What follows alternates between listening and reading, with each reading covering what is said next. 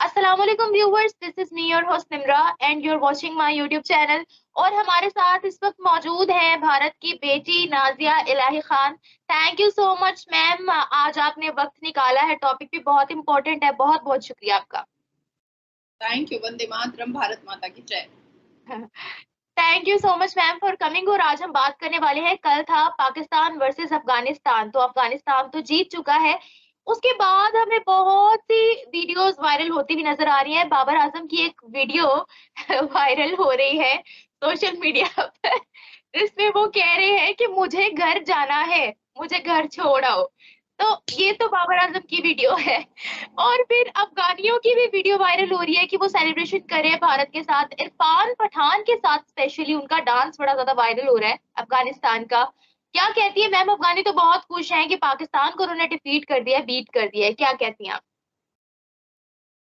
हमारे भारत के प्रधानमंत्री श्री नरेंद्र दामोदर दास मोदी जी जब गुजरात के सीएम थे तो उनसे एक एंकर ने, एक पत्रकार ने पूछा था कि क्या आप मुसलमान के खिलाफ है। तो उन्होंने कहा था नहीं, बिल्कुल भी नहीं। मैं मुसलमान और इस्लाम वालों के खिलाफ बिल्कुल भी नहीं हूँ।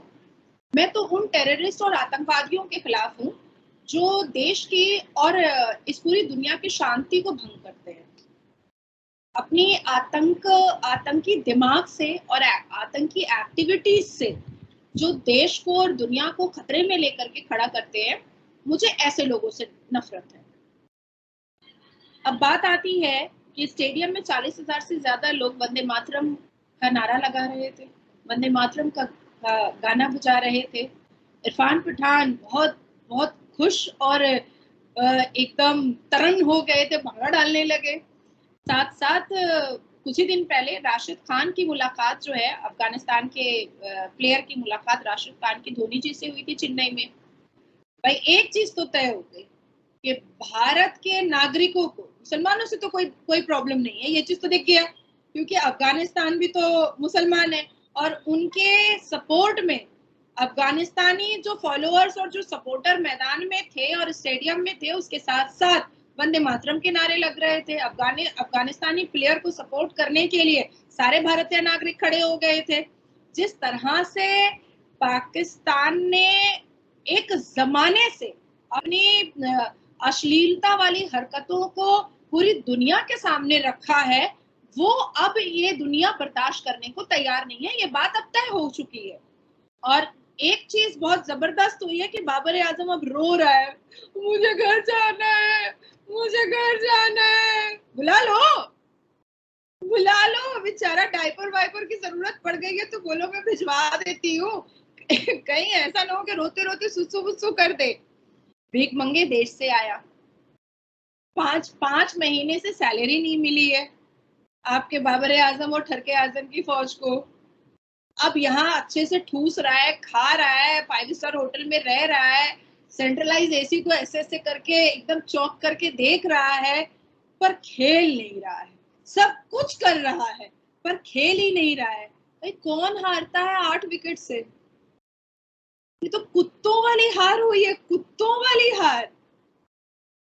मुझे लगता है कि आने वाले वक्त में पाकिस्तानी खिलाड़ियों को अपने अपने पाकिस्तान के गली कूचे में खेलने की जरूरत है, क्योंकि कल जिस तरह से अफगानिस्तान के खिलाड़ियों से हारा है, इतिहास के पन्ने में ये नाम लिखा जाएगा कि भाई मतलब इतने भी गधेड़े हो सकते हैं, ये उन्होंने साबित किया है। और बाबर आजम, ठरके आजम की पूरी फौज ने साबित कर दिया है कि वो यहाँ खेलने नहीं आए हैं, वो यहाँ ठूसने आए हैं और वही कर रहे हैं।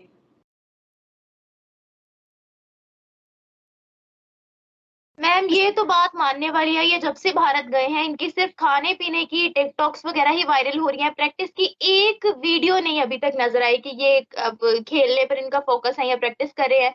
तो मैम कल स्टेडियम में हमने बहुत बड़ी सपोर्ट भारत की अफगानिस्तान के लिए देखी। दिल दिल अफगानिस्तान के नारे लग रहे थे। ऐसा क्यों?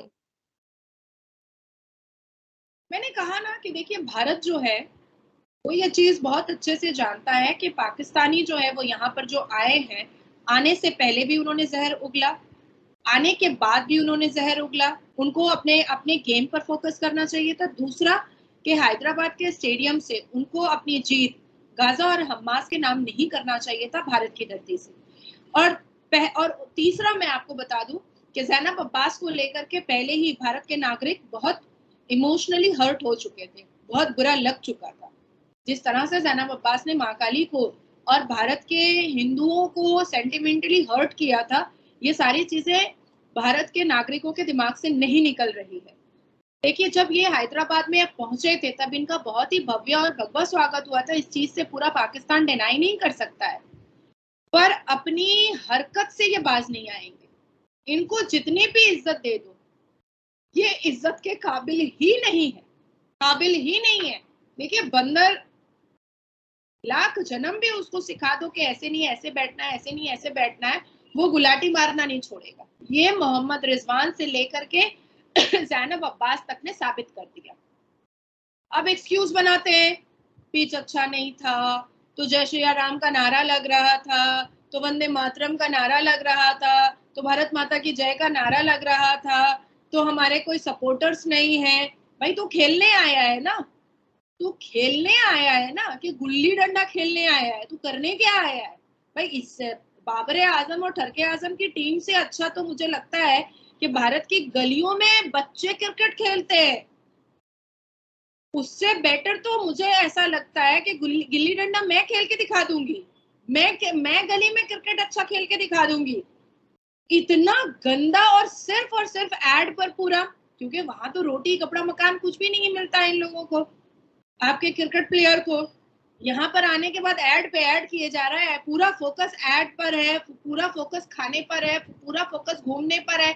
आप ही मुझे बताइए कि आपने कोई भी एक रील्स या कोई भी एक न्यूज देखा जिसमें पाकिस्तान के क्रिकेट प्लेयर जो है वो प्रैक्टिस कर रहे हैं, रात रात को नेट प्रैक्टिस कर रहे हैं? ऐसा कोई आपने न्यूज देखा? पर बाकी बाकी देश के प्लेयर्स जो है, उनके कप्तान खड़े रहते हैं और वो लोग रात रात को भी नेट प्रैक्टिस करते हैं। तो भाई, इनकी इनकी दशा तो खराब होनी ही है ना, क्योंकि ये तो फोकस ही नहीं है, ये तो अपने अपने काम पर फोकस ही नहीं है। और इनको पता है कि हम यहाँ से जो कमा करके लेकर जाएंगे, क्या मतलब है, हम क्यों फोकस करें, हमको क्या लेना देना है। तो जो देश के लोग देश से मोहब्बत ही नहीं करते हैं, वो देश के लिए क्या खेलेंगे? वो तो देश के लिए खेलेंगे नहीं। भाई, अफगानिस्तान भी तो मुस्लिम देश है। आज कल उसने देश के लिए खेला ना, कल उसने अपने देश के लिए खेला।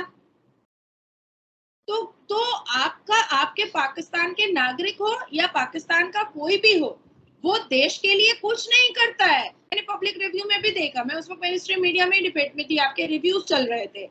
भाई, एक आदमी कह रहा है कि जब तक जान नहीं दी जाती है तब तक जीत नहीं होती है। तो दे लो, आप लोग सब मिलकर के खुदकुशी कर लो, देखो जान वान देने से शायद आप लोगों का प्रदर्शन अच्छा हो जाएगा। मतलब एक गधेड़ों वाली बात, इडियोटिक बात, नॉनसेंस बात करने का एक लिमिटेशन होता है।